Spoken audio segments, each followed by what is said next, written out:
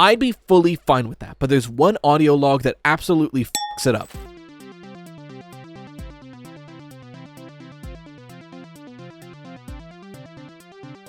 Ladies, gentlemen, and those with the good sense to do away with the whole notion, I welcome you to the premier audio medium for all your Fazbear entertainment needs. The Freddy Fazbear Pizza Podcast. Note, FFPP is not responsible for any loss of appetite, disinterest, dismemberment, or other legally classified statuses. So strap in and enjoy. Hello, everybody, and welcome back to the Freddy Fazbear Pizza Podcast. I'm your host, the Toast, Ryan Toast, here to talk about Five Nights at Freddy's, like we always do. It's a big podcast day because this is the first podcast after Secret of the Mimic. Now, it's being released on Wednesday. Why, you ask? Because I released the big video on Monday, and I didn't want to crowd your sub box. And I also didn't have time until now. So, you know, there's that too. But, yeah. Holy shit, what a good game. Today's episode is pretty much just going to be my initial thoughts on the game, some initial theory brewing to kind of give you where my headspace is at surrounding the game, and then I grabbed as many questions as I could, and we'll answer them until we hit 45 minutes. So that's kind of just the plan. I know a lot of y'all were telling me that I forgot to upload the podcast to Spotify. You're right, I was busy and forgot, but hopefully by the release of this video, they're all there. So you're eating good. You got like 5 episodes to listen to this week. Anyway, Secret of the Mimic, huh? Initial thoughts immediately, just like on the game itself, probably the best FNAF game we've ever gotten, right? Just like as a level of quality, where it's kind of like everything the fans hoped Security Breach would have been, where it's not, you know, your click team sit and survive FNAF anymore, which it really can't still be that. If you want that, there's dozens of FNAF fan games to play. And I would recommend many of them. There's even some non-FNAF fan games that have that same gameplay style, like Playtime with Percy, one of the best ones out there. There are options if you want that sit and survive. But as far as like Five Nights at Freddy's goes, you know, it's been 10 years, coming on 11 in a couple months. If they just keep making FNAF 1 but in different locations, that's gonna get stale. So then a couple years back, we get Security Breach, where it's like, oh, it's FNAF, but you know, you're in this whole area, and it's free roam, and you're doing all these quests, and it's stealth-based, but obviously there were problems with Security Breach. The story was mishandled because Scott was too, like, pearl clutchy about the actual story. He never told Steel Wool what the story was supposed to be. Still insane to me that happened. And then there was also just a lot of changes in development, and, you know, we got an end product that had some inherent flaws to it. Like, glitches aside, I made a video on this years ago. I don't know if I stand by because I haven't watched it since years. But with Security Breach, like, yes, there are all the bugs and the story weirdness, but it was an inherently flawed game in the idea that it was a stealth-based game in this massive, sprawling pizzaplex. So you didn't really need to stealth. You were just running from point A to point B. And then we got Secret of the Mimic last week, where Secret of the Mimic, to me, feels like a perfected formula of a new age for Five Nights at Freddy's, where it is stealth-based, but it's condensed. It's claustrophobic. It's almost giving like a Resident Evil roguelike, not roguelike, like Metroidvania kind of game, where, you know, it's this massive sprawling complex, but it's so condensed and so maze-like that even though square footage-wise, apparently it's less big than Roxy Raceway, one section of Security Breach, it feels just as big, if not bigger than the Pizzaplex, because of how maze-like and interconnected the whole space is. And it's maze-like in a way that is good for the horror of it, but isn't confusing. Because by the end of my second playthrough, I've got that place down pat. Like, I know where the things connect. I know how to go throughout the shortcuts, and that's really satisfying. And it's like, with the Security Breach had a similar thing with the security badges, where like certain doors opened if you had a certain level of access. But it wasn't really that important because you were just going from point A to point B, and then like you would need your upgrade pass, and that's how you get to point C. Whereas in this game, in Secret of the Mimic, the data diver system, it's the same concept. It's certain doors need a certain level of access to get into them. But because of how interconnected and maze-like the building is, and how many side objectives there are, it's way more meaningful to get these upgrades now. I think one of the biggest strengths of Secret of the Mimic is how much side content there is. Because arguably, if you just want to get the 2 main endings, this is like a 6-7 hour game tops, which is fine because it's quality the whole time. But there's so much side content that even if you didn't have to replay the whole game to get the secret ending, if you wanted 100% this game, you're looking at 14-15 hours at least, right? And that's I think that's really cool. Like, I think that the fact that there are these massive side objectives that are not at all necessary for 2 of the endings is really cool. Like the Storytime showroom, it teases you that it's there. You can get there, but you never have to. The retail showroom, past it. Oh, by the way, obviously, a lot of spoilers. Just saying that now, there's going to be a lot of spoilers in this video. So if you have not played the game, play it. It's really good. If you're too afraid to play it, but you haven't watched somebody play it, on Rytoost, I just uploaded 2 videos. One of them is my first main playthrough, and the other one is the secret ending playthrough. Go watch them both. It is like 13 hours total, so I'll see you next week, regardless. The retail showroom is a whole side area that's really cool, but not only is it really cool, it hides, I think, not only the most frightening section in the game, but one of the more interesting sections in the game, which is that Sleepy Moon maze where you're in the dark with the nightlight and the moon costume is wandering the halls. And look, I think it's probably the Mimic because it does sound mechanical when you're close to it, and not just the bells and the chains. Like, when it turns, you hear like that whirring machine noise. But the fact that it's really possible that might just be a starving, crazy guy down there, that's really cool. I would love a Rat Man for Five Nights at Freddy's. That's a concept I would have never expected to get. And I mean, the horror of this game is second to none in the franchise. That section, terrifying. The White Tiger's basement section had me on edge the whole time. The concept of going through a costume warehouse and at any time the antagonist could be any of the costumes makes you never feel safe in this game, which is awesome.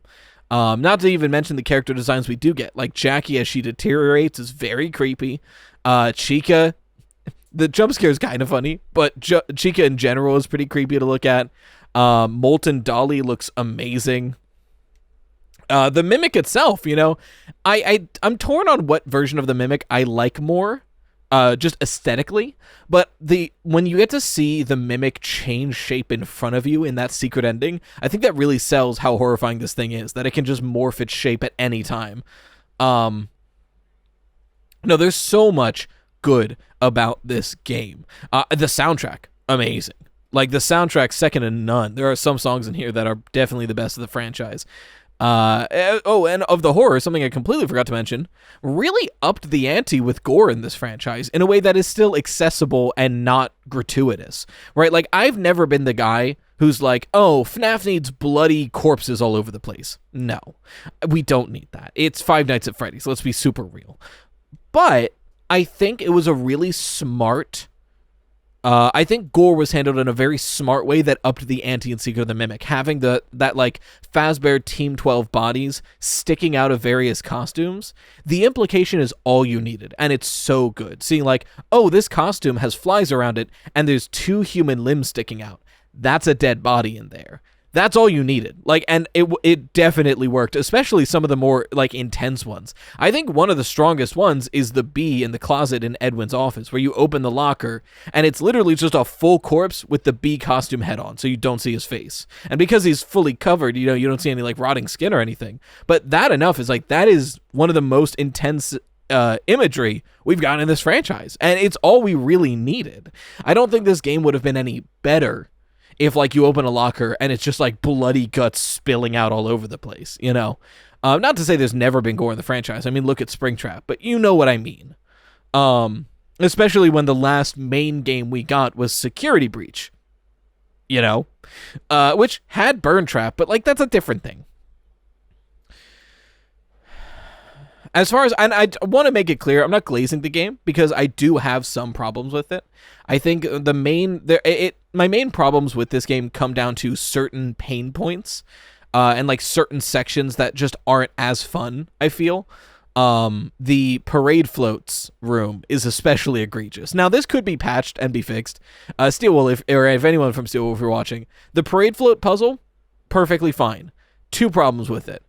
Holy shit, is it loud as hell and really not fun to be inside of because it's so loud all the time. But 2, the crane moves really slowly for what you have to do in that puzzle, especially since you have to do it twice to get across the room. Let alone a playthrough like mine on my secret playthrough where I forgot to open the shortcut, so I had to do it 4 times because I had to go back a second time. And then the Chica office section where you're trying to get the code for the conference room. I get that conference room is a side objective. So, like, here's the thing. Getting through the office that has Chica in it, just getting through to Edwin's office, perfect level of difficulty. Getting all of the mail in the office had me pulling out my hair. And everyone I watched playing that was a pain point where a lot of people were like, this is no longer scary, I'm just frustrated. I don't know how to fix that. This might not be a patch situation. This might just be for the next game, maybe don't do something as difficult, I guess. I don't know, because you need difficulty in these games. I think a good balance is the moon maze in the bottom of the retail showroom. Like, that maze is difficult. It's dark. Moon is constantly wandering around. The darkness, like I mentioned, the darkness makes it more difficult. You have to trade, like, oh, I'm putting this nightlight down, I have to come back for it. But it's fair, whereas, like, I think the Chica office is so tight and condensed that it feels a bit unfair, especially with how fast Chica can patrol because she's on roller skates. Not to mention how many cupcakes are around. I think a good way that maybe would have relieved a lot of pain points that I saw popping up, as funny as it is that the cupcakes can kill you, anytime a cupcake killed someone, it was always in, like, a really, like, it didn't feel earned, because I don't think anyone assumed the cupcake could kill you. So, like, sometimes it's funny when you, like, see the first one, go to pet it, and you die. It's like, oh, okay, I gotta avoid it. But I saw a lot of streamers who would, like, do the whole section, finally get through, and then, like, run past a cupcake and get killed by the cupcake. And then they would just be like, you can die to that? What the hell? And then they have to do the whole thing over again. I think what actually probably would have made it the least painful, if every time you entered the safe room in the center of the office, it auto-saved. I think that's the thing, because autosaves save this game a lot. The autosaves are handled really well, where there are very difficult sections, but the autosaves are so forgiving that it's difficult without being punishing. And that's the key here, right? I mean, you look at the moon maze, like I keep mentioning. Every time you place one of those pieces in the power grid, it autosaves. Or the Springlock workshop, every time you put one of the costume pieces on, it autosaves. So even if you die, you just have to redo that section. You don't have to start from scratch. That's perfect. It's difficult, but it's not punishing. And then we get to the Chica office, and to get the code, you need every single mailbox. But mail doesn't autosave, and entering the office doesn't autosave. So, like, you have to get every single one, put the code together, get into the room, get cupcake, pull the cupcake out, put it into the delivery inventory box, and then get up to Edwin's office all in one go. If you die at all during that entire sequence, you have to do it all over again. I think that's probably the main pain point. Now that I've, like, articulated and thought about it and spoke about it, I think that's the pain point, is the lack of autosaves in that office. If there were autosaves, I think a lot less frustration would be felt there. And hey, maybe that can be patched. Maybe the patch is every time you enter the safe room in that office, it autosaves. So now you can grab a code, enter, save that code. Grab the next code, save that code. Grab the next code. And then you have all the codes. When you get the cupcake, grab it, put it away. You don't have to go back in that conference room. Like, that might be the way to make that a lot more forgiving so it feels less frustrating. But I'm not a game designer. That's just my thoughts on that. But again, all in all, probably my favorite FNAF game. I think as a level of quality, the best FNAF game we've ever gotten. And that's just on the game itself. I didn't even talk about the writing of this game, which is the best we've ever gotten the franchise. You know, I really felt deeply for the Murray family, a family that, especially if you haven't read the books, this is the first time they're being introduced, and immediately we care so much about them as players. Like, the amount of people I saw getting choked up at the helper log, or the Mr. Helper dialogue that has Edwin proposing to Fiona. Like, the amount of people I saw getting choked up there. That's something that hasn't happened in this franchise, because we haven't had time to have those deep, touching character moments like we do with the Murrays in this. This game does such a good job of selling the Murrays as characters and making us care about them without just directly stating everything that happened to them. I think I'm really impressed with how much information we receive about Edwin Murray and his family, about the business of Fazbear, about the creation of the Springlocks, about Fall Fest, about the creation of the Mimic. We get so much information, but none of it is, here's the answer, right? It's well written. It has its time to breathe. It has its time to expand upon itself, but it's never so direct that there's nothing to solve here. There is plenty to solve here. The balance was struck perfectly in the writing department, where we got a lot of information, but none of it was so direct that there's no point in theorizing. So that's awesome. And then I guess we'll talk about, my initial thoughts on theories, because that's pretty much everything I could talk about the game. I talked about the game, the soundtrack, the writing, all that. So again, great game. Lore, the reason most of y'all are here. I've got thoughts. I'm really torn on a couple things, so this is kind of going to be my rant brainstorm session. So here's your peek behind the curtain. There's a lot of I've got a general gist of what the story is, but there's a lot of points where I'm like, I think this is it, but I have no idea why. Right? So I think a perfect way to start this is just going over the Murray family and their timeline. So we know, like, for a fact, Edwin meets Fiona while she's working at MCM. They eventually start dating. They eventually get married. They eventually have David. At some point post-David, Edwin starts burying himself deeper and deeper in work, and I think that lines up with the declining company. Because it seems like, as time goes on, the company keeps declining because Edwin can't meet the success of the Cleanovac again. All of his future inventions, while cool, he doesn't spend enough time with them, so there's, like, obvious flaws that get shipped out to market, then lawsuits, they get returned, they lose the money on it. So and he keeps trying to fix it by overworking instead of taking his time to make good products. Something that I have a fear of in my content, but we're not getting into it. Anyway, going into, so he keeps digging deeper in all of this, and he starts getting distant, and it's harder for Fiona to reach to him. It's harder for David to spend any time with him. We see the one birthday tape where Fiona's like, hey, it's your son's birthday. Can you please step away from work for like 5 minutes? And he's like, I'm so close to this invention. She's like, all right, we're cutting the cake whether or not you're coming downstairs. Like, she's getting tired of it. He's not seeing his father. And Edwin's like, can't spare 5 minutes to cut the cake with his son on his birthday. So that keeps happening. And then eventually Fiona leaves that voice message of like, hey, I hope you get this. I need to help the Fall Fest crew. I keep having this feeling something bad will happen if I'm not there. So I'm going to go help the Fall Fest crew. And someone else is going to watch David while I do that. And then she dies at that Fall Fest in a fire. Right. So how do we know this? Well, again, the audio log sets that up. And then we have the next audio log chronologically, I'm pretty sure, is Edwin being, why did you go? You weren't even supposed to be there. How am I explaining this to David? His like mourning, but he's mourning Fiona in a way of like, why did you go there? And we know she went to Fall Fest. But then in Moon.exe, there's that statue of the couple, which is clearly Edwin and Fiona, but Fiona's half is burnt with a Fall Fest snow globe at her feet. And we know from all the other lore about Fall Fest, there was a fire somewhere at Fall Fest. So I think it all adds up to like, this was the reason why this fire is significant is because this is what took Fiona away. And I think even in Moon.exe, Big Top has a line where when you give him the Fall Fest ticket book, he's like, yes, the festival that took the sun away to never come back, or something like that. Which I'm just realizing right now,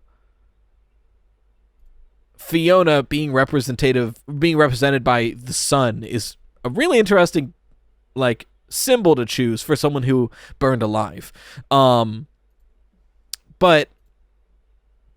so that fire happens. Now Fiona is dead. I saw some people saying, I wonder if Edwin was doing an insurance scam and didn't expect Fiona to be there. I don't think so. I see the logic, because the logic was like, Edwin is like, you weren't supposed to be there. So it's like, oh, did he have a hand in this? And then there's the other log, the email log, where it's like, I thought Fiona died in the Fall Fest fire. Was that just like a scam for insurance or whatever? But that's just because they overheard M1, which we'll get into. I don't think Edwin, especially at that point in the timeline, I don't think Edwin would purposely do that to claim insurance money. We're way too early in the timeline for Edwin to kill multiple people for money. Something I don't even think he does in this timeline. But Fiona's dead. Fiona's gone. I think I'm a little torn on this. There's an audio log. So if it wasn't for one specific audio log, I would be like, Fiona's spirit moves on. M1, the first version of the Mimic, is created, and he trains it with the recordings of Fiona to recreate Fiona and recreate her persona. I'd be fully fine with that, but there's one audio log that absolutely fucks it up. and it's in the Tiger Rock basement, the most supernatural part of the whole game, where this Tiger Rock costume, that's head is disconnected from the body. I don't know if, I showed this on the Out of Bounds stream, but like if you turn off the lighting and you look at Tiger Rock, there's no connection from head to body, and the head just like floats around the body. Like, so that plus the fact that it teleports, plus the fact that it like pops in your vision, and it's throughout the whole game. This is supernatural in some way. It has to be. And in that area, there is a side room that you have to like get a nightlight, go back and sneak into, and you get there, and it's very clearly the workshop that M1 was made in, or a workshop where a mimic was created, because it's a workshop with several endoskeletons and all the blueprints for the mimic that aren't the schematics you have to download. And in that workshop, there's an audio log. It's the only audio log that doesn't have 1, 2, 3, 4. This audio log has 4, 6, 2, 5.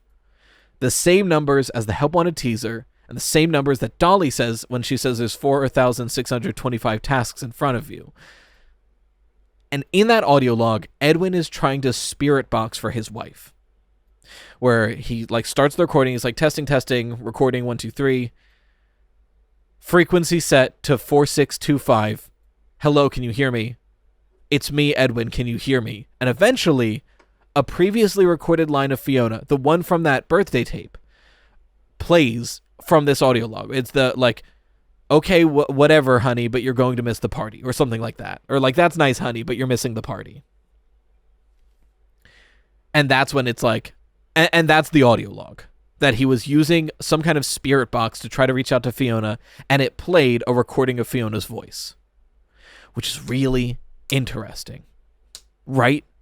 Because, like, okay, one, how did Fiona's spirit get back here if she died at Fall Fest? That's a little odd. But, to be fair, going over Alone Together, wandering spirits wander around the places they knew in life.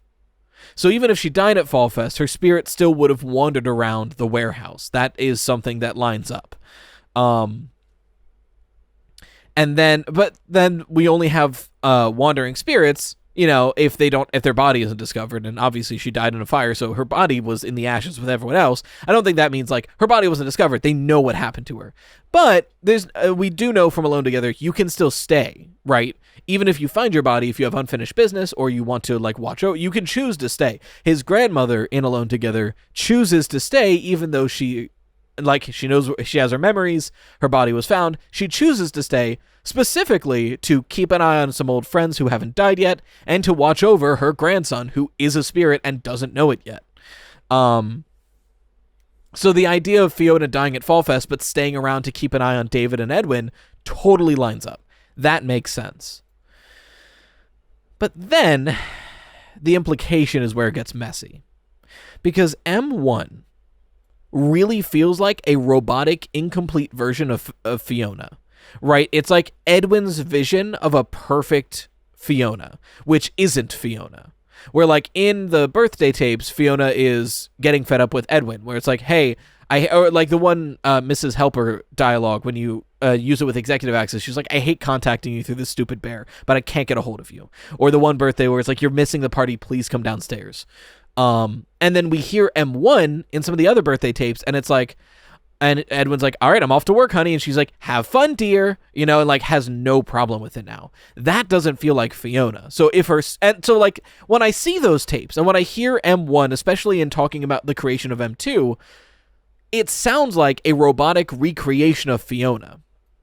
But this one spirit box and one other log that we'll get to makes me think, is Fiona still around?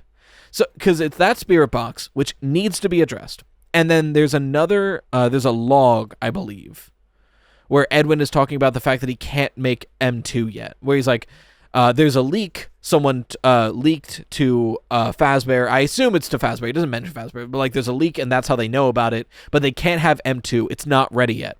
I don't even know how I got it to work in the first place, but I haven't been able to get this to work. And I think what we're seeing here is M1 was a success, and until he reused that body, M2 wasn't working. He couldn't recreate the success of M1. And I wonder if the reason M1 worked is that spark of possession from Fiona, something he doesn't even realize, and he can't something he can't recreate. He can't recreate a possession.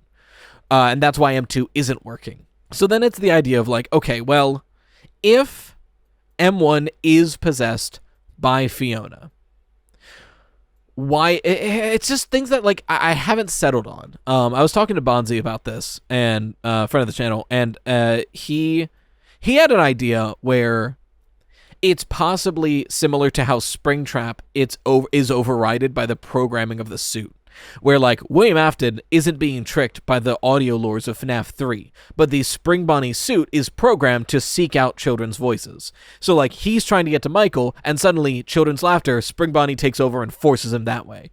So, Bonnie had an idea where, in a similar way, is Fiona possessing M1 and trying her best, but she can't override the inherent programming of M1. That's possible. That's probably the only explanation I can think of right now. I didn't even think of it. Thanks, Bonzi. But I don't know. It's something I'm really on the fence on. That, like, part of me thinks this spirit box is implying that Fiona possessed M1. And I, like, because I've heard the other explanation that, like, this isn't possession. Maybe Murray thinks it is, but it's just the mimic, right? Like, that's because it is a pre-recorded message. It's audio that was already recorded and that's being replayed in this moment. Is that not the mimic at that point? But I feel like it is Edwin we're talking about, the guy who made the mimic. So I feel like he wouldn't be on this whole spirit box crusade if it was just his mimic recreating pre-recorded audio. He would probably know what that is, especially considering the fact that we get the second time this happens. He does the spirit box because he says he swore he heard Fiona down here before the spirit box, and that's what makes him come down with the spirit box. So I don't know. I don't know. That's something that it's going to take me a while to settle on. And I like that. I like that I'm not immediately sure what the answer is here.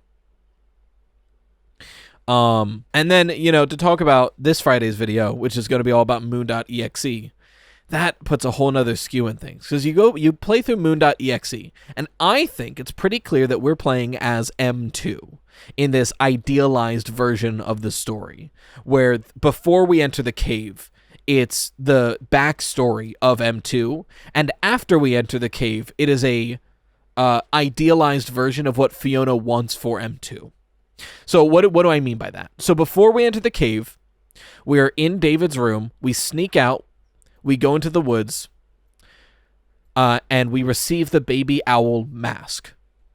And that allows us to enter the cave, which then we go through all of Murray's costume manner like the main character does, but instead of defeating the animatronics, we kind of give them a happiest day where we let all of them, except for Jackie, who gets sucked into boots and never is seen again, which is weird, but like Big Top, Chica, and who the hell's Big Top, Dolly, and Chica, we fix their problem in a way that makes them happy and they leave, right? So, and then we get to the end, and we do the same thing for David's toys. We go into the closet, and then Son is like, you fixed it. And then, of course, the ultimate result of beating Moon.exe is getting an ending where we fix M2, he gets to beat David again, and Fiona gets her son back. Like, to me, that whole secret ending is like, this is what Fiona hopes happens. And moving forward for the rest of this episode, when I'm saying Fiona, I mean F10N4, right? The robot, the in the Mexis console version of the Fiona persona of M1. That Fiona. So that's my interpretation of Moon.exe. And I think that's really clean. But I think some issues get presented. And a lot of it is before the cave. Because after you enter the cave, it doesn't really matter anymore. After you enter the cave, it's like, okay, M2 as David Murray goes around and lets all the other animatronics feel better and calm down, and then he himself gets to rest in his room. Before the cave is the interesting part, because before the cave would be the origins of M2 becoming David. And if that's true, the way it works is M2, the player, is constantly traveling with this baby owl, feeding the owl, petting the owl, playing with the owl, like M2 did to David. But then when you get deep enough in the woods, you meet Sun in her cabin. and there's 3 broken Fazbear masks. There's Spring Bonnie, there's a Golden Bonnie, there's a bear, which I assume is Fredbear, and there's Foxy. And you fix all 3 masks. And when you do that, the old woman in the cabin gives you the baby owl mask. You put it on, and that lets you go into the cave, and it lets Moon lets you pass. But once you receive that mask, Baby Owl is gone. And if you ask Sun where Baby Owl went, she laughs and says he flew away. And if you check her stove, something smells like chicken. So it almost seems like the Mimic is with David. Now, I misspoke already, because M2 wasn't watching over David. M1 was. So maybe the player is the Mimic endoskeleton, and just like the body of the endoskeleton itself, not necessarily M2 or N1. Fiona is Sun. That is like guaranteed. We see her use that face when we talk to Fiona. We see her alluded to Sun throughout Moon.exe. It just makes sense that Fiona is Sun. But if that's true, she's the old woman in the cabin who kills the baby owl. Because, again, we enter with the baby owl, we fix the Fazbear masks, and then the baby owl is gone. We receive the baby owl mask that lets the Mimic become David. That's us turning into M2. If that's true, wouldn't the implication be that in the real story, M1 as Fiona killed David, so that Edwin would have to make M2? Yes. Like, that would be the implication. And the evidence lines up, the logic lines up, but then I get stumped on the motive. Why the hell would she kill David? In this story we've created here, she loves David. Like, Edwin has in creating M1 as Fiona, Edwin has created a robot whose sole purpose is being a mother. That is the only reason this robot exists. The core programming, I want to be Fiona, I want to be a mother. Why would she then kill David, essentially her son? So I've got thoughts on it. My only thought is that the robotic nature of M1 overrides the idea of that. And that being, M1 wants to be a mother, not to a human child. M1 wants to be a mother to its own child. A robotic child, one that will never age with M1, one that is closer to M1, one that is like M1. I could see that. Because I definitely think M1 is the one who pressures Edwin to make M2. Like, that's not even I think. That's just like, we get that in the audio logs where M1, after the death of David, is like, I know, it was an accident. It's terrible. It doesn't make sense. But you can fix it. You've done this before. You know, gesturing to herself. You can do this. And then there's, in the secret ending, you find the other audio log of Edwin being like, no, it's not right. I don't want to do this. Stop sounding like her. You're not her, and you're not going to make me do this or whatever. And she's like, we'll try again later or whatever. So it seems like, to me, that M1 wants M2 more than anything. And I wonder if killing David is part of that. My only hesitation is, in the birthday tapes, it seems like N1 is perfectly happy being David's mother. So then why would she go to the extreme of killing him? And to be clear, when I say she killed David, I don't think in this theory that M1 just like beat the shit out of David or whatever. I think it's a matter of, we get the audio log from the lawyer, or from Edwin talking about his conversation with his lawyer, where he's like, yes, I know the playground being near the shipping yard seems dangerous, but there's a fence, I installed it, and I can keep an eye on him, there's no problem. So we know that the playground is right next to something so dangerous David could die, and then in the birthday tape where David does die, Edwin and M1 are not watching him, and he says, alright, go get David, I left him by the playground. Which to me is like, okay, either he does die in an accident, or if Moon.exe is true and Fiona/M1 kills David, all she would have to do is open the gate. Even better, all she would have to do is bend open the bars of the fence a little bit. And suddenly, David sneaks into the shipping yard, gets killed. And all M1 has to do is go, Edwin, come quick. When I came out here, David was dead. And now Edwin would feel forced to make M2. Until he eventually comes to his senses and is like, wait, this is dumb. I shouldn't do any of this. So, like, I could, like, that would be the method. And the evidence lines up to suggest this, but I don't know if I buy that motivation. I don't buy... I'm not fully sold on the motivation of Fiona as M1 killing David to get a robotic David. Because, like, once David is dead, I am fully on board with Fiona being the one being like, you need to make M2. And it's Edwin's fault. Like, end of the day, all of this is Edwin's fault. I'm not putting any blame on Fiona here. Because, like, think about M1 as a character. M1 as a character was a robot, which, yes, the core programming is it can replicate any personality. But Edwin pretty much narrowed this down into you will perfectly replicate Fiona, the mother of this son. He perfectly makes a robot that, like, only goal, be a mother, take care of this child. That is your only purpose in this world. And then, because of his negligence, that child dies. That robot now has no purpose. It's like the Lilo and Stitch thing, where, like, what does Stitch go through when someone created to only destroy has nothing to destroy? What would M1 be going through if your entire purpose has been taken away? And you know for a fact your creator could make you a new one, but he's refusing to. Fiona is fully justified after the death of David. If she killed David, we got problems. But everything Fiona does after the death of David, fully justified, because it is all Edwin's fault. And I think back to that one line when you're leaving the building in the second ending. When you're going down the elevator, Fiona starts talking to you thinking you're Edwin Murray. And it's like, Edwin, you need to fix M2. You're the only one who can do it. She has that line that really sells it, where it's, I miss you, but I miss my son more. First of all, banger line. But second of all, it really sells me on the idea that once David is dead, M1's sole goal is you need to make M2 now, which is why I think they share a body. One, they look exactly the same, but two, Fiona is in the MXES console. So I think it seems likely that, you know, eventually as Edwin is failing to create M2, Fiona's like, use my body for M2, put me in Cradle.exe, I'll wait there for you to make a new body for me.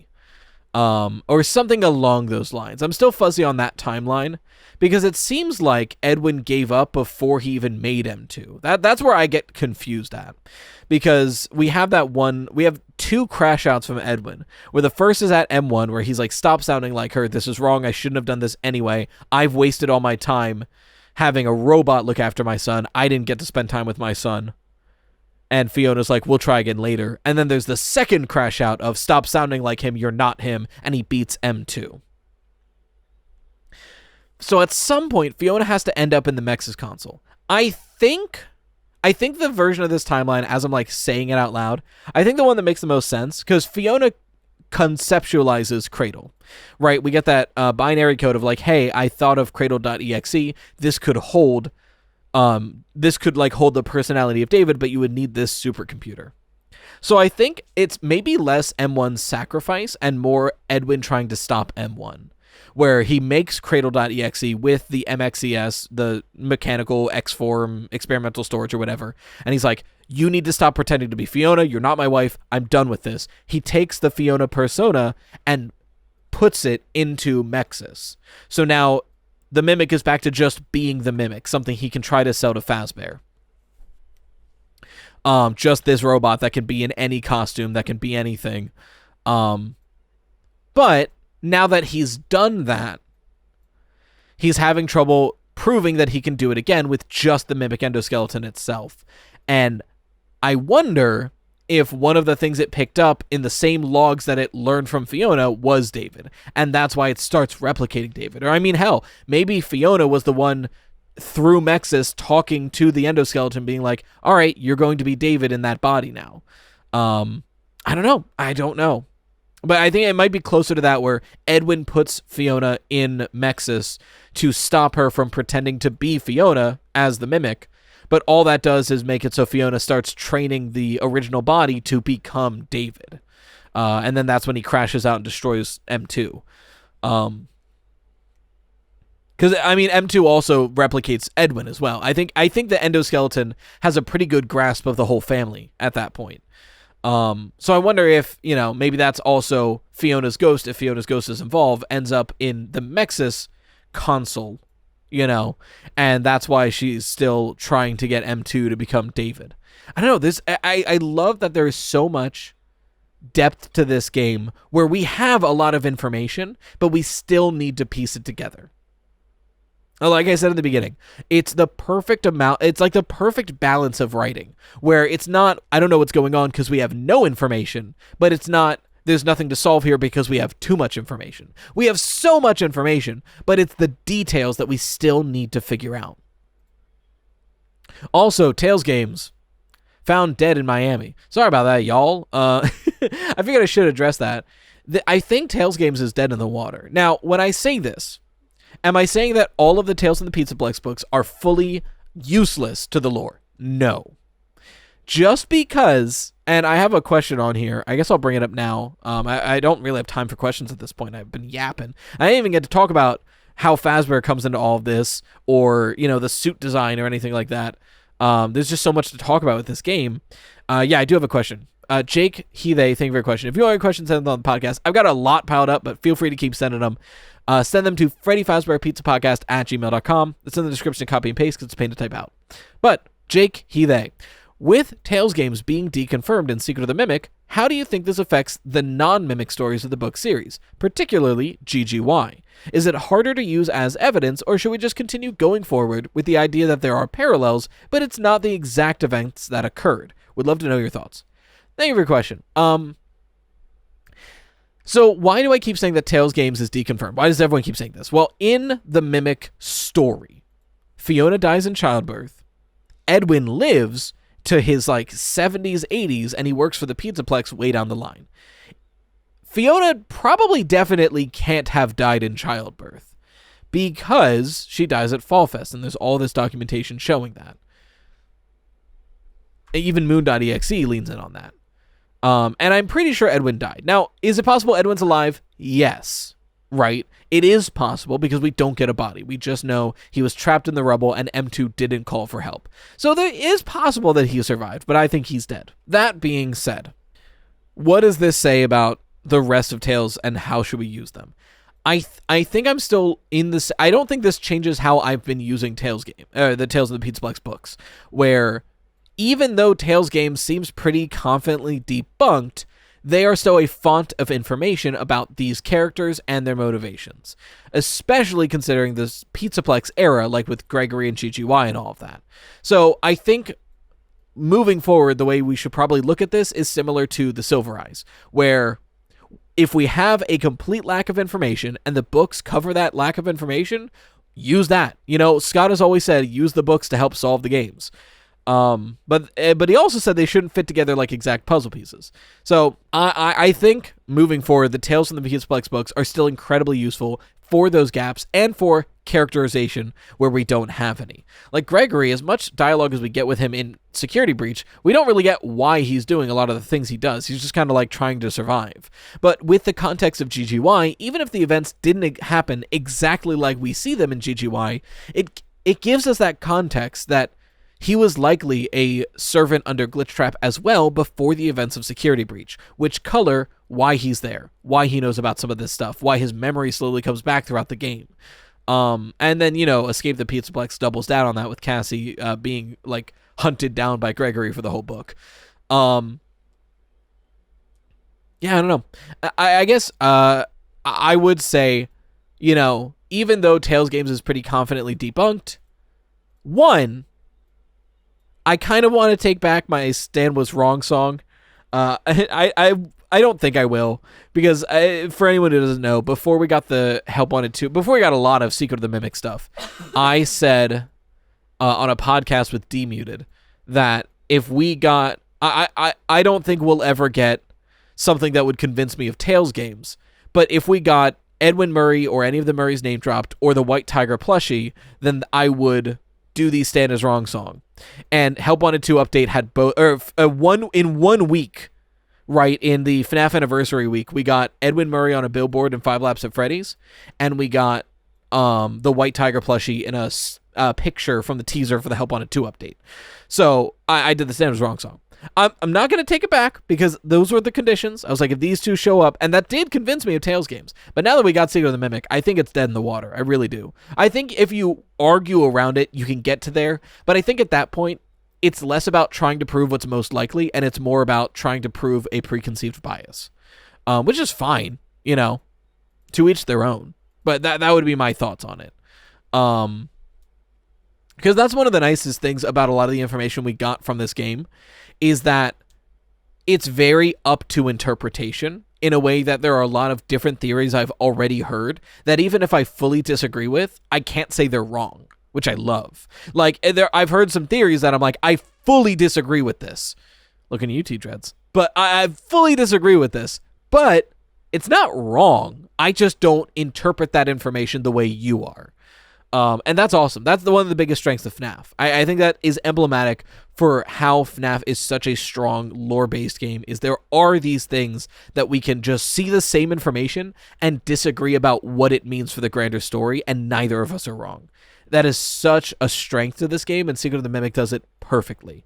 But yeah, thank you for your question, Jake. And I think that's the only question I'm going to do because we're past 45 minutes on the recording, and I think I've been yapping a mile a minute, so I don't even think there's any breaks. So, yeah, Secret of the Mimic is good.